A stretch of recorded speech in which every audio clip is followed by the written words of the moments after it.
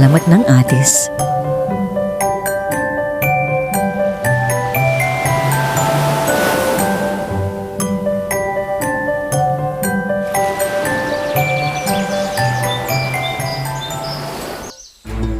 Noong unang panahon, may isang maliit na bayan na malayo sa syudad ay may iilan na pamilya ang nakatira. Masaya at masaganang na naninirahan ang mga tao dito, nagtutulungan at nagbibigayan din sila. Kung tutuusin, perpekto ang bayang ito.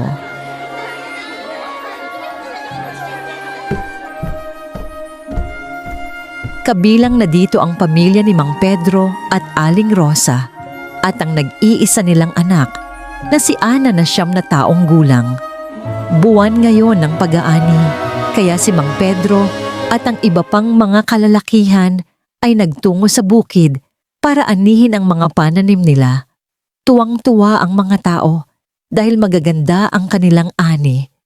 Nakasanayan na ng mga tao ang mag-iimbak. Ang mga ani nila sa bahay ay kanilang iniimbak na nakatayo malapit sa palayan ng bayan nila. Nag-uuwi lang sila ng konti sa bahay nila upang merong mapagsaluhan. Sina Aling Rosa naman at Ana ay nagtungo sa ilog upang maglaba. Masasabi mong malinis ang ilog dahil makikita mo ang malilinis na bato sa ilalim ng tubig. Makikita mo din ang iba't ibang uri ng isda, hipon katang at iba pa. Habang lalaba si Aling Rosa at iba pang may bahay ay masayang naglalaro at naliligo ang mga bata. Ilang buwan ang lumipas ay may dumating na malakas na bagyo at sobrang naapektuhan ang kanilang mga pananim. Buti na lang at meron silang naimpok na pagkain sa bahay. Imbakan nila na pagsiyahan nilang ang kalahit ng naiimpok nila dahil hindi nila mapapakinabangan sapagkat kulang sa buwan ng mga ito. Hindi pa nakakabawi ang bayan nila mula sa pagsalanta ng bagyo ay pineste ang mga pananim nila at dahil dito ay nabawasan ulit ang kanilang inimpok na pagkain. Pero mas nahirapan sila. Aling Rosa nang magkasakit si Mang Pedro, inutusan ni Aling Rosa si Ana na pumunta kay Aling Edna upang humingi ng tulong. Agad naman na nangpunta si Aling Edna sa bahay nila. Nadala-dala ang parte nila sa napaghatian na gulay at bigas. Ngunit napansin ni Aling Rosa na wala si Ana. Tinanong niya sa babaeng kaharap niya kung nasan si Ana. Ngunit hindi daw niya kasama ang bata papunta dito dahil nagpaalam ang bata na may pupuntahan. Ilang oras na ang nakalipas ngunit hindi pa nauwi ang batang si Ana. Nagpatulong na si Aling Rosa sa mga kapitbahay na hanapin si Ana.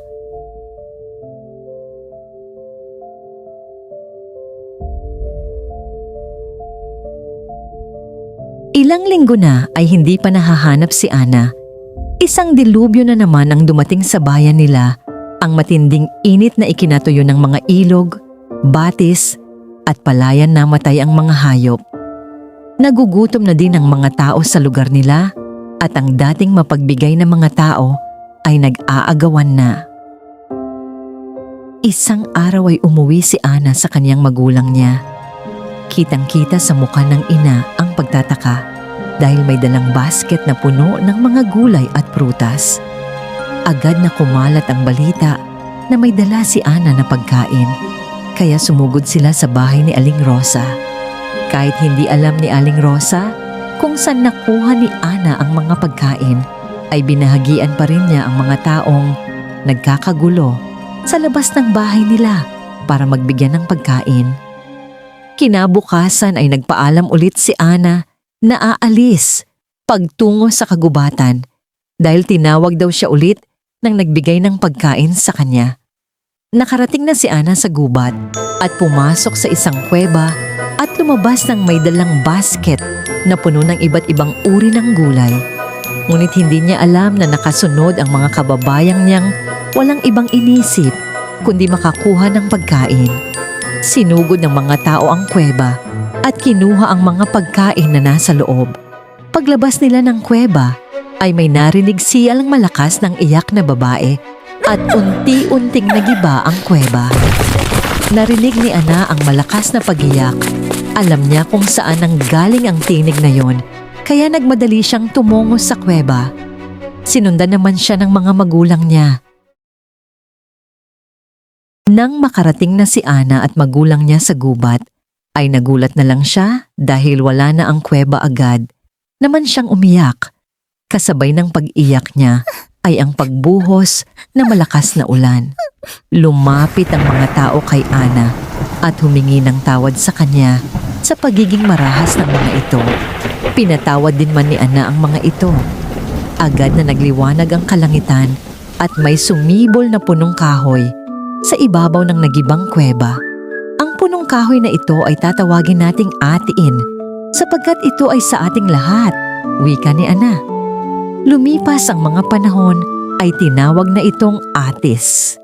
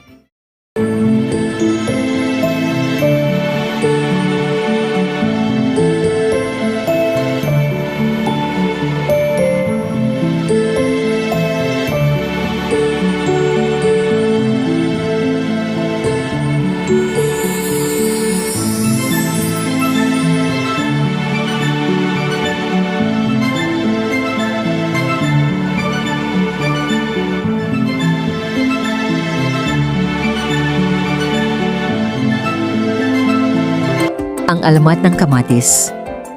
Noong unang panahon sa isang malayong bayan, ay may isang babae na masasabing walang swerte sa buhay.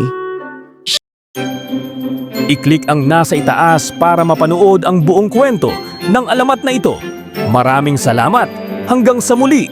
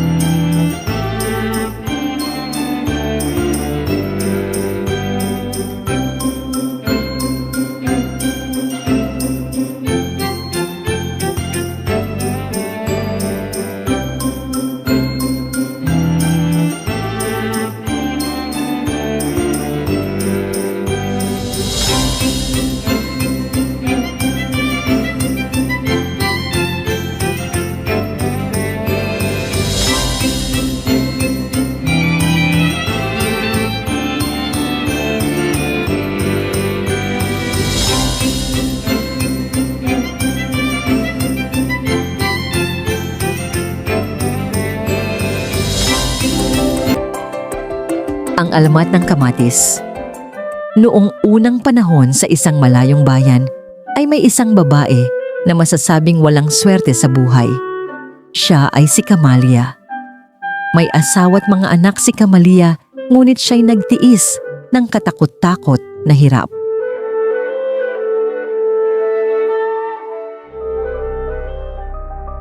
Maraming bisyo ang asawa ni Kamalia. Bukod sa hindi na siya nabibigyan ng pera, ay sinasaktan pang madalas. Dahil sa halos wala tang ibili ng pagkain, naisipan ni Kamalia na pumasok na labandera sa kalapit bahay. Nagtiis siyang maglaba sa buong maghapon. Hindi niya maatim na makitang ang kanyang mga anak ay nag-iiyakan sa gutom.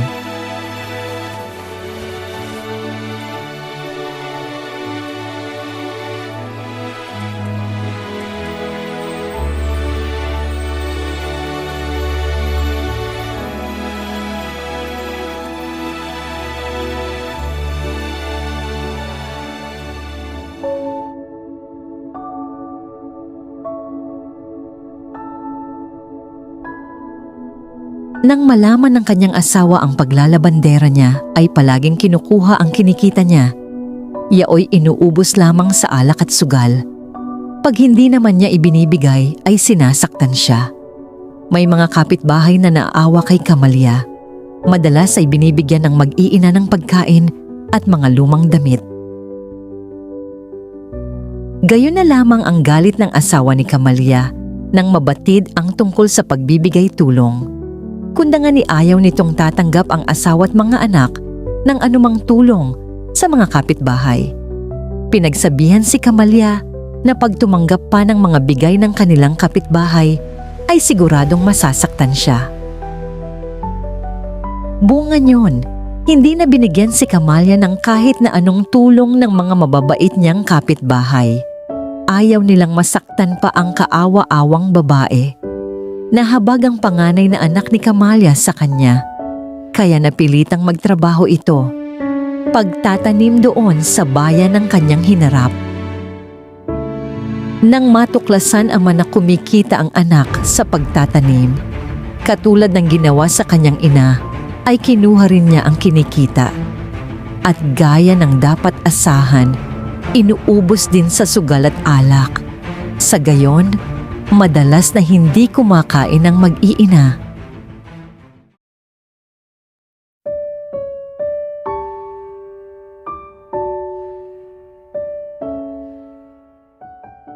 Dahil sa patong-patong na kahirapan at labis na panghihina, dala ng kakulangan sa sustansyang kailangan ng katawan, nagkasakit si Camallia. Hindi nagtagal ay namatay siya, bago nalagutan ng hininga ang kahabag-habag na may nasabi sa mga anak. Ang bangkay ni Camallia ay inilibing sa likuran ng kanilang bahay. Hindi nagtagal, may tumubo roon isang halamang, ang bungay mapupula. Nagtaka ang lahat sa nasabing halaman, at nang kanilang subuking tikman ang bunga ay nasarapan sila. Dumami ng dumami ang nasabing halaman.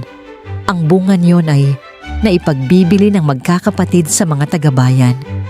At bumuti nga ang kanilang buhay, katulad ng sinabi ng kanilang ina bago ito na mayapa.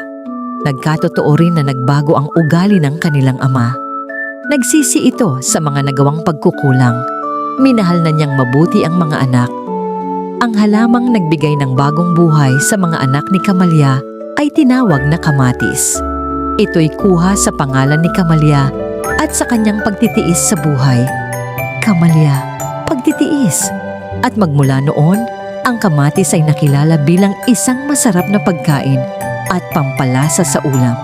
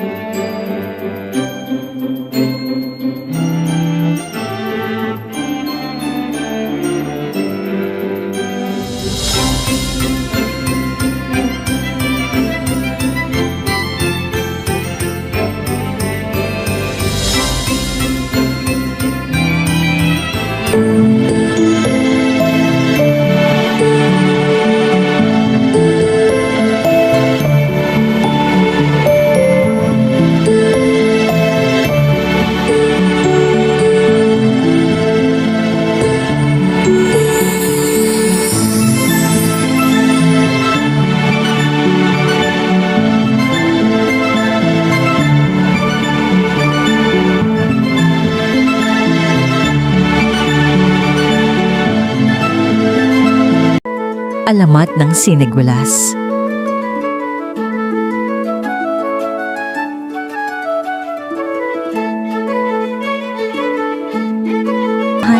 At matamis na ngiti. Marami ang humahanga sa kanya, ngunit isa lamang ang laman. I-click ang nasa itaas para mapanood ang buong kwento ng alamat na ito. Maraming salamat. Hanggang sa muli.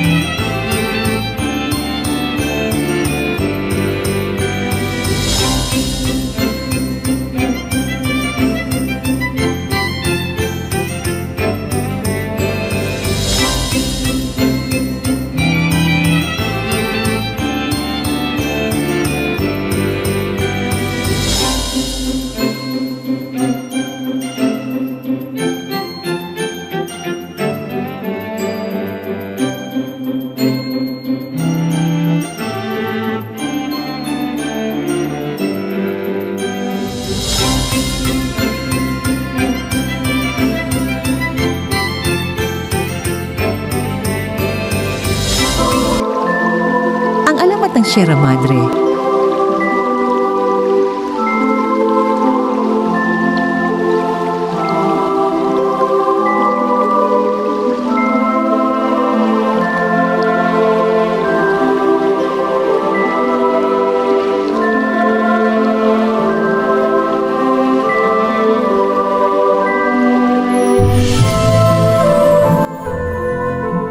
Noong unang panahon, bago pa man nagkaroon ng mga bayan at kabihasnan sa silangang bahagi ng Luzon, may isang napakagandang diwata na nagngangalang Sierra. Siya ang tagapagbantay ng hangin, mga ulap, at lahat ng nilalang na naninirahan sa kahabaan ng dagat sa silangan.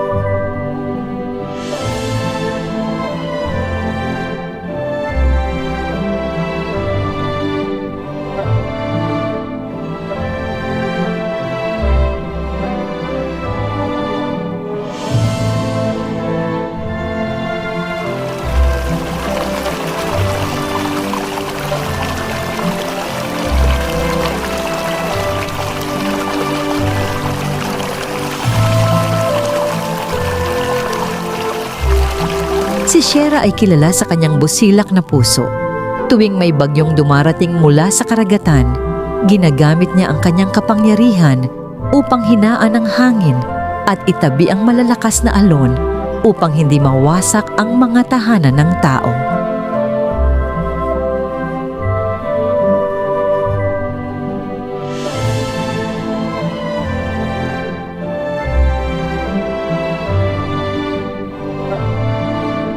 Ngunit isang araw, lumitaw ang isang makapangyarihang nilalang mula sa kailaliman ng dagat, si Madreang, ang Diyos ng bagyong mapanira.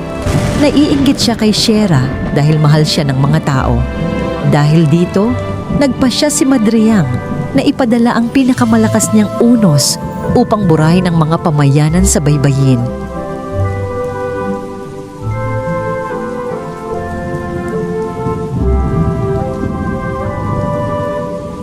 Nang maramdaman ni Sierra ang pagdating ng higanting unos, agad niyang hinarangan ang hagupit nito. Ngunit napakalakas ng lakas ni Madreang. Ang kaniyang kulog ay dumadagundong. Ang kanyang hangin ay humihiwa sa malalaking puno. At ang kanyang alon ay kayang lamunin ng buong pulo. Upang mailigtas ang mga tao, gumawa si Sierra ng pinakamahalagang sakripisyo. Tumindig siya sa gitna ng lupain at inihampas ang kanyang kamay sa lupa. Unti-unting tumigas ang kanyang mga paa, umangat ang kanyang katawan, at naging bato ang kanyang balat. Habang tumatagal, ang buong katauhan niya ay naging isang napakahabang pader ng kabundukan na hindi kayang daanan ng kahit pinakamalakas na unos. Sa huling sandali, narinig ng mga tao ang kanyang tinig. Ako ang magiging inyong panangga. Hanggat ako'y nakatindig, ligtas kayo. Mula noon, tinawag ng mga tao ang mahabang kabundukang yon na Sierra Madre. Paggalang sa diwata na naghandog ng kanyang buhay upang protektahan ang mga naninirahan sa Luzon. Hanggang ngayon, pinaniniwalaan na tuwing may malalakas na bagyo, si Sierra mismo ang humaharang at nagbabantay, tahimik ngunit matatag, na parang isang inang nagmamalasakit sa kanyang mga anak.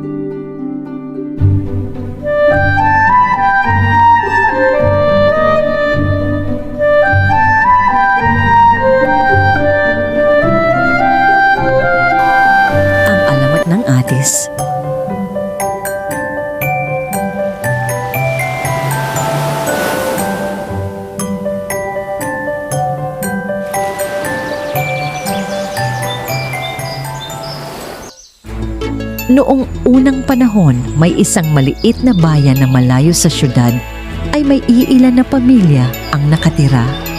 Masaya at masaganang na naninirahan ang mga tao dito, nagtutulungan at I-click ang nasa itaas para mapanood ang buong kwento ng alamat na ito. Maraming salamat! Hanggang sa muli!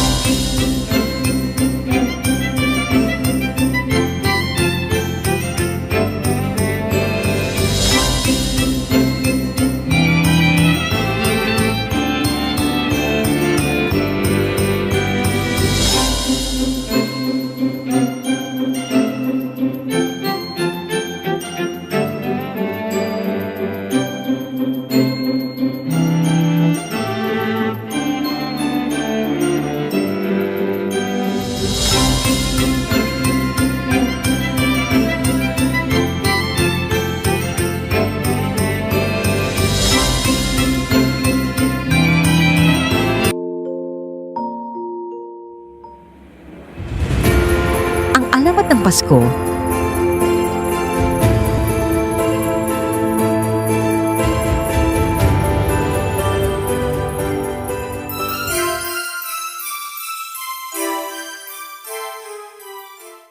Noong unang panahon, sa Barangay Maligaya, isang simpleng pamayanang napapalibutan ng palayan at maliliit na kubo. Kilala ang mga tao sa pagiging masipag, ngunit bihirang magsama-sama. Tuwing dulo ng taon, lalong tumatahimik ang barangay. Walang tawanan, walang ingay ng mga bata, at tila mas malamig ang hangin kaysa dati. Ayon sa matatanda, dati raw may ilaw ng pagkakaisa na nagbibigay saya sa buong barangay. Ngunit nang magsimulang mag-away ang mga tao at mawalan ng pagtutulungan, nawala ang ilaw. Isang gabi, habang naglalaro si Maya, isang batang palabati at mabait, may nakita siyang maliit na liwanag na tila gumuguhit sa langit at bumagsak sa likod ng barangay hall. Agad niya itong nilapitan at natagpuan ang isang munting parol na kumikislap ngunit mahina.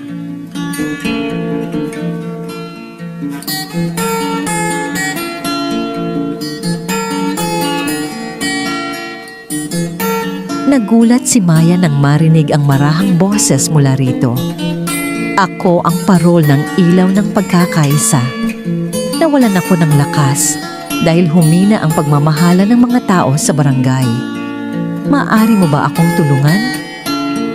Dinala ni Maya ang parol sa gitna ng Barangay Maligaya at tinawag ang lahat. Ipinaliwanag niya ang nalaman. Kailangang magbalik ang kabutihan, pagtutulungan at pagmamahalan upang muling lumiwanag ang parol.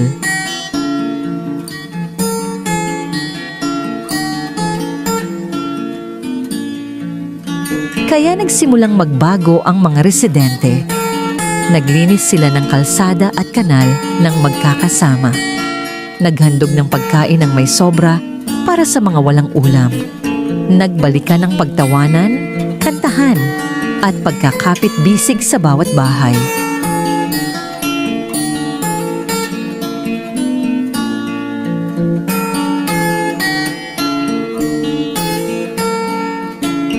Habang tumitibay ang samahan, unti-unting lumalakas ang liwanag ng parol.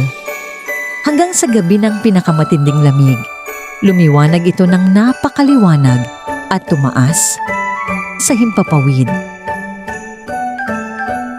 Nagningning ang parol ng pagkakaisa at nagbigay ng kakaibang liwanag, mainit, makulay, at nagbibigay pag-asa.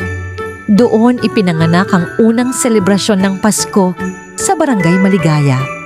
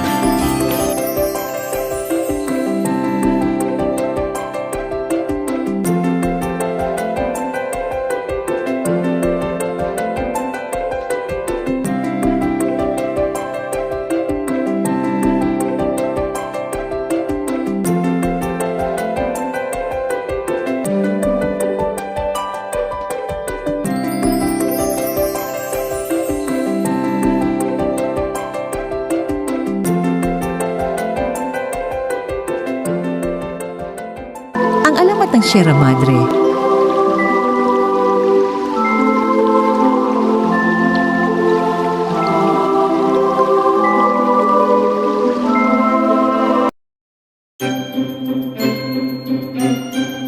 I-click ang nasa itaas para mapanood ang buong kwento ng alamat na ito. Maraming salamat! Hanggang sa muli!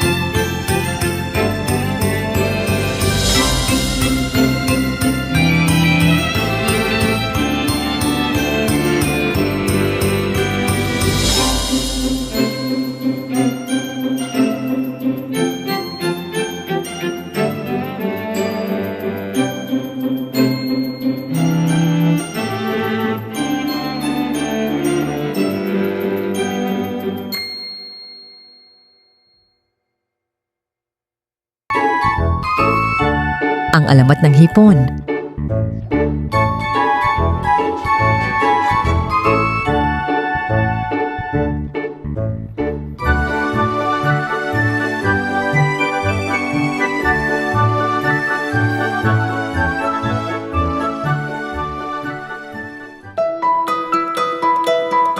Noong unang panahon, sa isang liblib na baybayin sa isang maliit na barangay sa Maynila, naninirahan ng isang mangingisdang ang pangalan ay Danny.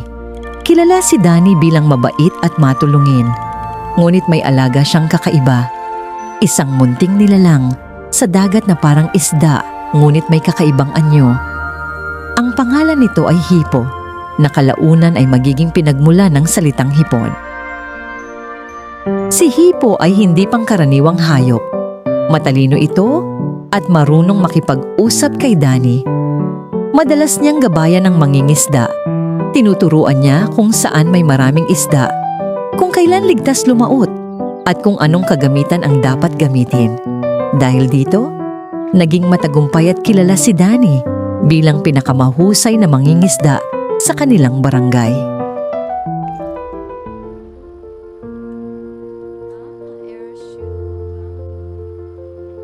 Subalit habang tumatagal, napapansin ni Danny na nalulungkot si Hipo tuwing pinupuri siya ng mga tao. "Bakit ka malungkot?" tanong niya isang araw. "Dahil hindi nila alam na ikaw ay magaling, dahil tinutulungan kita." Malungkot na sagot ni Hipo. "Ayokong kunin ang kredito mo, pero sana man lang ay mapansin nila ako." Nais sanang ipakilala ni Danny si Hipo sa mga tao, pero alam niyang matatakot ang mga taga-barangay kapag nakita ang kakaibang nilalang, kaya't lagi siyang nagdadalawang isip.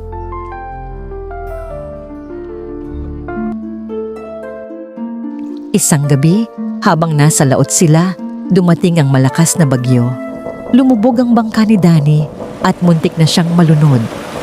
Agad siyang sinagip ni Hipo, ngunit dahil sa malakas na agos, nadala sila sa malalim na bahagi ng dagat. Doon sumulpot ang isang mahiwagang diwata ng karagatan. Hipo, wika ng diwata, dahil sa kabutihan mo at sa pagmamahal mo sa iyong kaibigan, pagkakalooban kita ng bagong anyo, isang anyong magbibigay sa iyo ng puwang sa dagat at makikilala ng mga tao.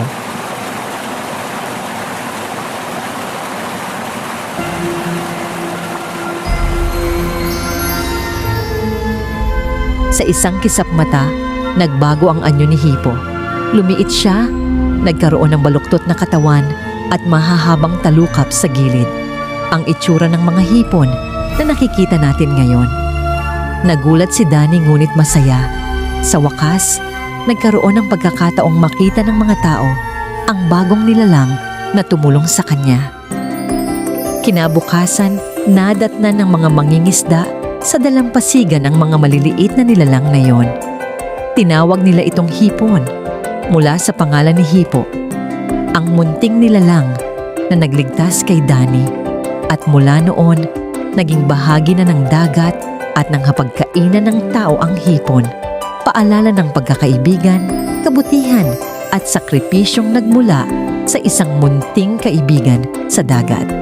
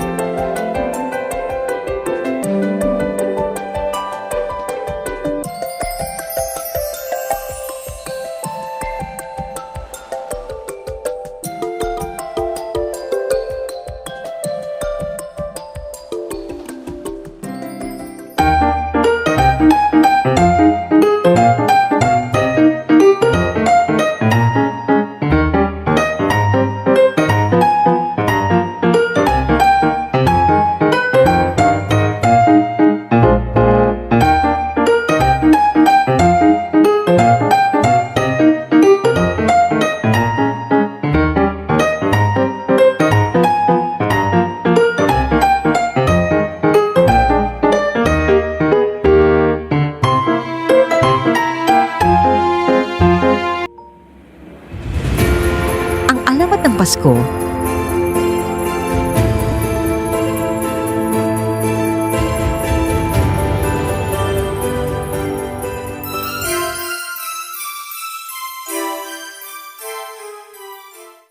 Noong unang panahon, sa Barangay Maligaya, isang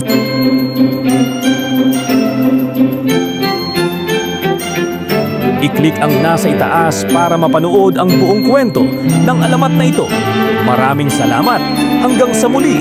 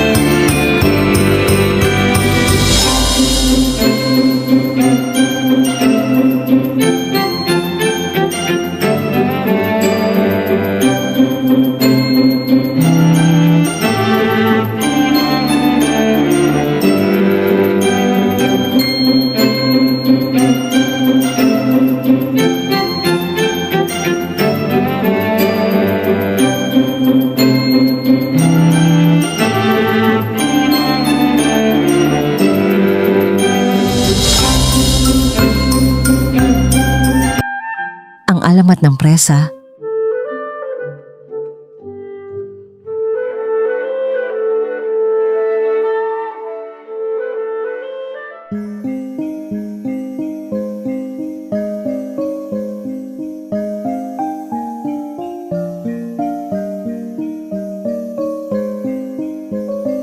Noong unang panahon, sa Barangay Liwayway, may isang dalagang nagngangalang Presa.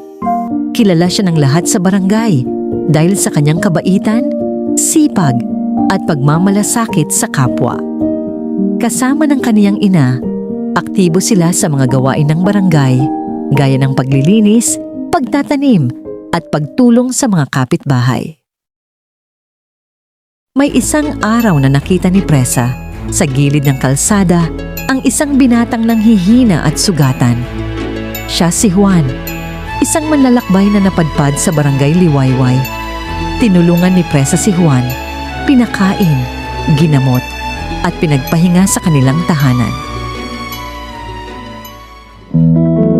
Sa paglipas ng mga araw, sila'y nagkalapit at hindi nagtagal ay nagkaibigan at nagkagustuhan. Masaya ang karamihan sa barangay para sa kanila. Maliban kay Rosa, isang dalagang may matagal ng pagtingin kay Juan.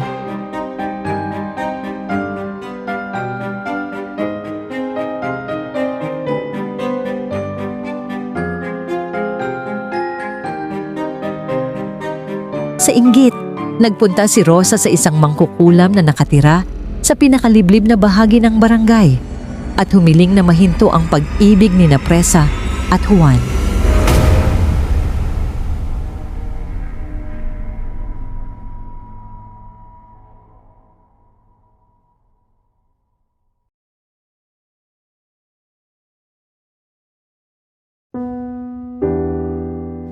Sa gabi bago ang kasal, uminom si Presa ng kape na may sumpa.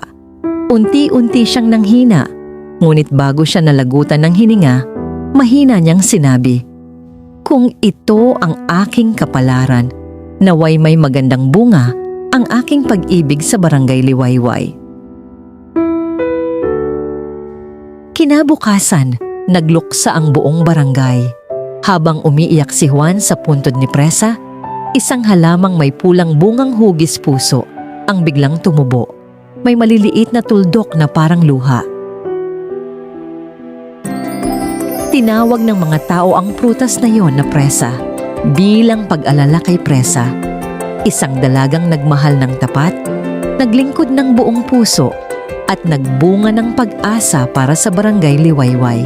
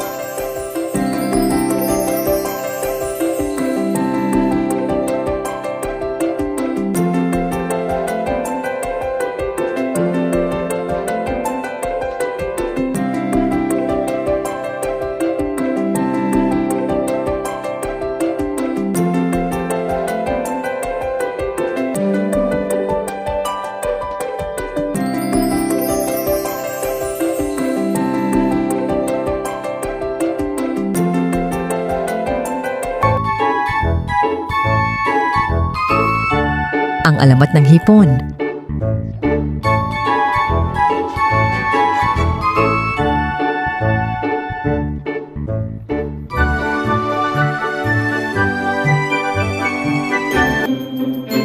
I-click ang nasa itaas para mapanood ang buong kwento ng alamat na ito. Maraming salamat! Hanggang sa muli!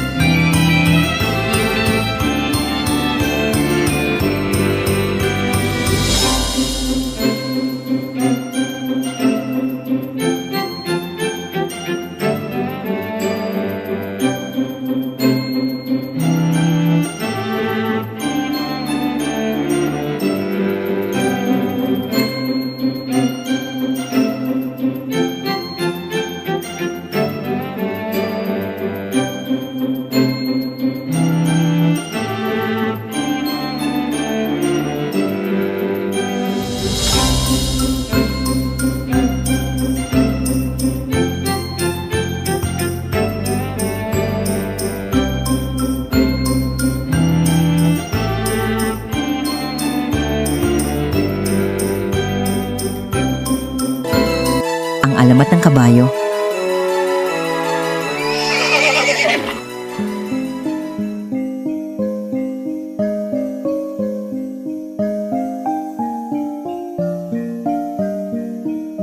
Noong araw, may mag-asawang masaya at tahimik na namumuhay kahit walang anak, sina Ayong at Karing.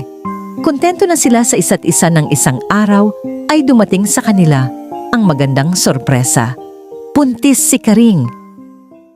Nagpasalamat sa Diyos ang mag-asawa dahil biniyayaan sila na magkaroon ng anak. Ipinangangako kong gagawin ko ang lahat upang mapaligaya kayo ng magiging anak natin. Pangako ni Ayong.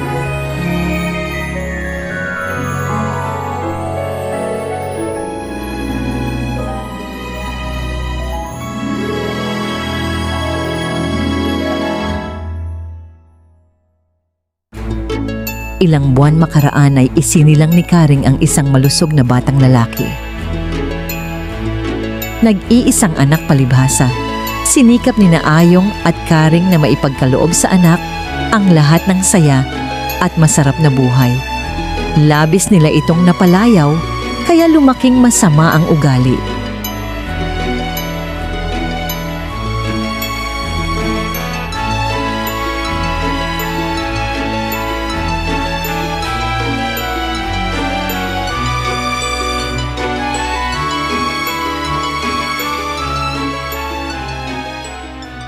Palasagot ito at ayaw na nasasabihan. Kapag nakagalitan ng binatilyo ay agad naglalayas.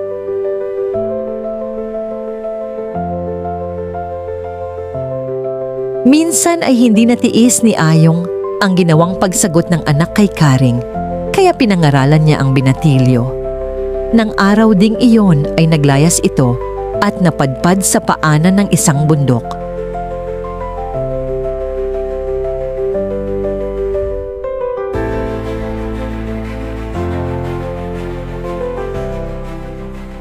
Isang matandang namumuhay sa paanan ng bundok ang nagmamagandang loob, kaya nagkaroon ng matutuluyan ang binatilyo.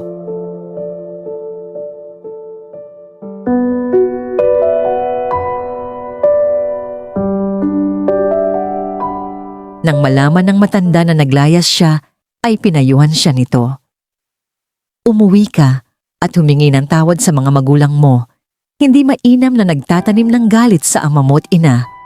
Ang sabi ng matanda. Minasama yon ng binata. Nagalit siya sa matanda at sinigawan ang matanda. Wala kang pakialam sa buhay ko at lalong wala kang karapatang pagalitan ako. Paasik na sabi ng binatilyo. Marami pang masasakit na salitang binitiwan ang binatilyo na walang tigil sa kasisipa sa lahat ng abutan ng paa. Lingid sa kaalaman ng binata ay engkantado pala ang matanda. Sa nakitang masama niyang asal ay ginawa siya nitong hayop na may 4 na paa na walang tigil kasisipa. Nang mapagod sa kasisipa ay napaiyak ang binatilyo, ngunit halinghing lang ang lumabas sa bibig niya. Huli na ang kanyang pagsisisi dahil hindi na makabalik sa dating anyo. Napilitan siyang umuwi sa magulang. Likas na mababait, kinupkop ni na Ayong at Karing ang hayop na isang umaga ay ayaw nang umalis sa kanilang bakuran.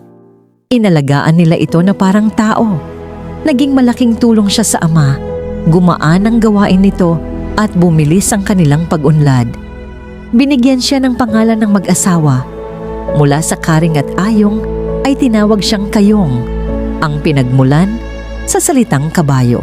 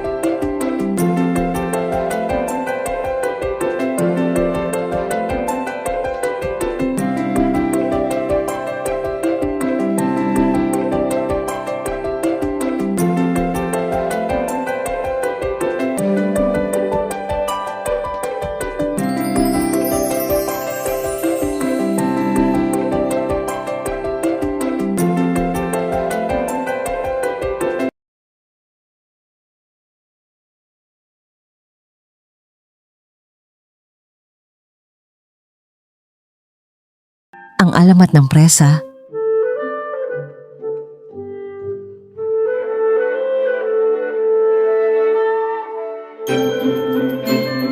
I-click ang nasa itaas para mapanood ang buong kwento ng alamat na ito. Maraming salamat. Hanggang sa muli!